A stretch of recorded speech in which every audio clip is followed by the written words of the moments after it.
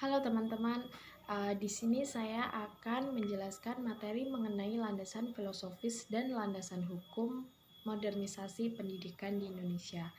Nah, ini adalah mind map ataupun peta konsep yang sudah saya buat mengenai materi tersebut. Dalam peta konsep ini ada 3 subbab yang akan kita pelajari. Yang pertama adalah pengertian, yang kedua peran, dan yang ketiga adalah landasan hukum pendidikan yang ada di Indonesia. Nah, sebelum masuk ke peta konsep, saya akan mengutarakan apa yang dimaksud dengan modernisasi itu sendiri. Jadi, modernisasi itu adalah sebuah perubahan sikap ataupun cara berpikir yang terbentuk dari beberapa perubahan yang terjadi di negara terbelakang ke negara yang lebih baik lagi.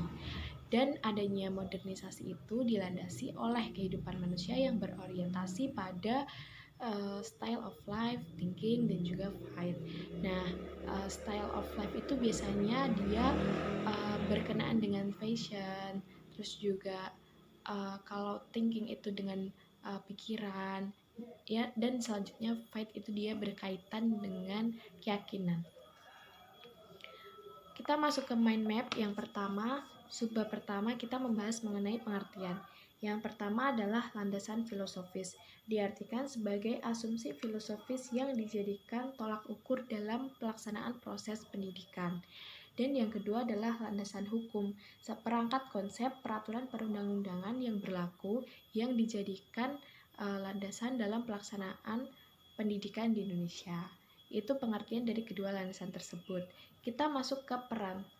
Yang pertama, landasan filosofis berperan sebagai rambu-rambu yang bertolak pada kaidah aksiologi, metafisika, dan epistemologi. Jadi, landasan filosofis ini dia digunakan sebagai rambu-rambu tentang apa dan bagaimana proses pembelajaran itu dilaksanakan yang bertolak ukur pada kaidah aksiologi pendidikan, metafisika, dan epistemologi. Nah, kita bahas satu persatu ya. Aksiologi pendidikan itu dia adalah cabang ilmu filsafat yang mempelajari tentang tujuan ilmu itu sendiri dan fungsi dari pengetahuan itu. Sedangkan metafisika itu adalah cabang ilmu filsafat yang mempelajari tentang hakikat realitas.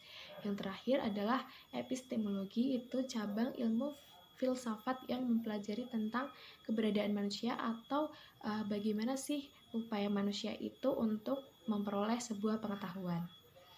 Oke, peran yang kedua adalah landasan hukum.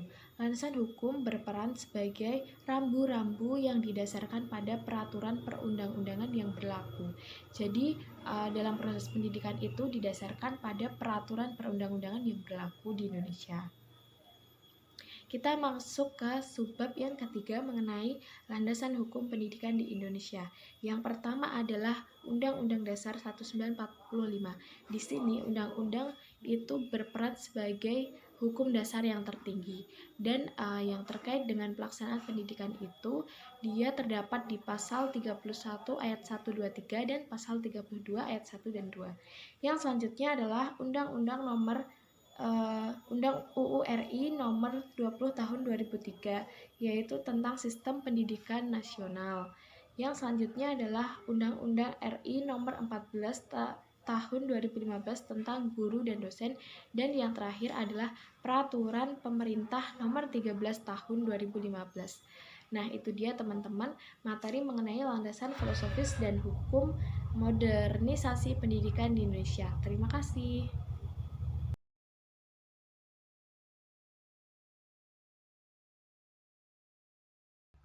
Assalamualaikum warahmatullahi wabarakatuh. Perkenalkan, nama saya Tabita Yuntasari dari kelas F NIM 2100005214 akan mempresentasikan atau menjabarkan ulang kembali tentang prinsip pengembangan kurikulum dari kelompok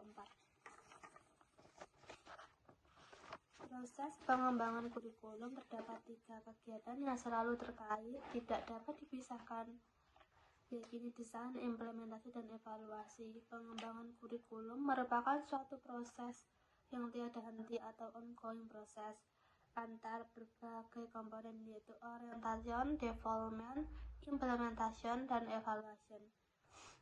Kemudian di sini Prinsip pengembangan kurikulum dibagi menjadi dua, yaitu prinsip umum dan prinsip khusus.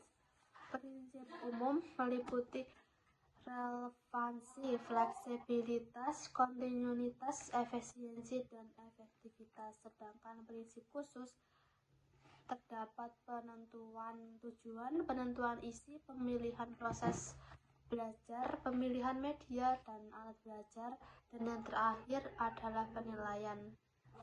Kemudian ada prinsip pengembangan kurikulum.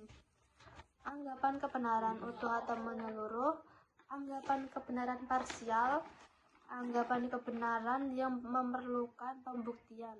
Dan yang ketiga ada tahapan pengembangan kurikulum.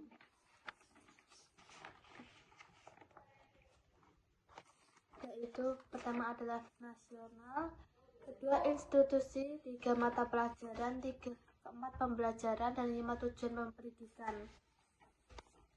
Kemudian yang terakhir adalah implementasi pengembangan kurikulum.